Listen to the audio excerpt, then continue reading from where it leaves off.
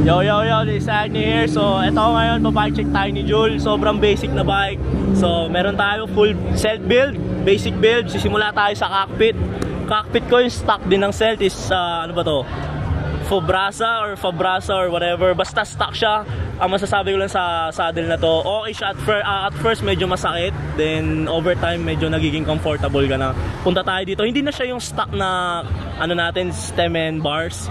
Kasi nagpalit ako masyadong maliit, masyadong manipis. So nagpalit ako ng 90mm na stem, uno. Then comp na bars, uncut bars syempre. Hindi ko lang sure anong size niya, pero yan, assist na siya. Mas favorable sa akin tong ganito kasi mas comfortable. Pero yun nga lang, masyadong masikip pag sisingit ka sa daan, lalo na kung mga mahilig ang mag-aaligat sa daan, no? Mga bike to work. Pero ito kasi daily use lang naman, pang comfort ride lang naman. Then punta tayo ng wheelset. Stock wheelset, Arrow wheelset, upgraded na siya. Unang choice ko talaga is makapag H+ na, kaso siyempre hindi pa kaya ng budget. Kitang-kita nyo, ayan, naka-Arrow tayo and naka 2024 build tayo, naka 40mm, ay hindi, sorry, 35mm rims ata to, hindi ako nag-aamali. Arrow stock, front and rear na yan, both Arrow hubs din. Naka 17 T-Cogs tayo as usual, yung stock ng Celt. Stock chains din tayo hanggang papunta tayo ngayon dito sa ating crankset. Crankset is Celt V2 na, upgraded na yan, 49 teeth, 130 BCD.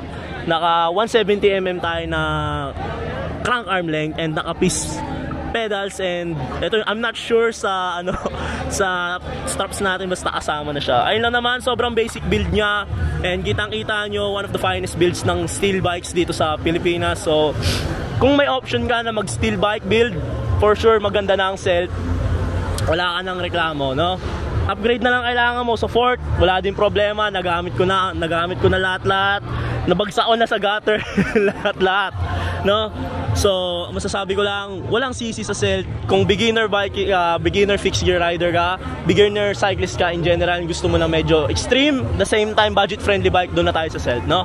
Hindi ko pinopromote to, ha. This is an unpaid promotion. Okay? So bike check lang to from Jules, and shoutout syempre sa ano ko ba sabihin? Siyempre sa parents ko na din. Kasi honestly, matagal ko na gusto mag-build pero hindi ko magawa kasi busy sa school, busy sa OJT, as usual, yung mga school boys dyan, school girls dyan, shoutout sa inyo kung nagagawa nyo pa rin mag-bike despite ng mga busy and hectic schedules nyo. Sobrang proud ako sa inyo, okay?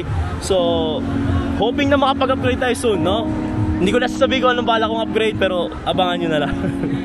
That's it from me.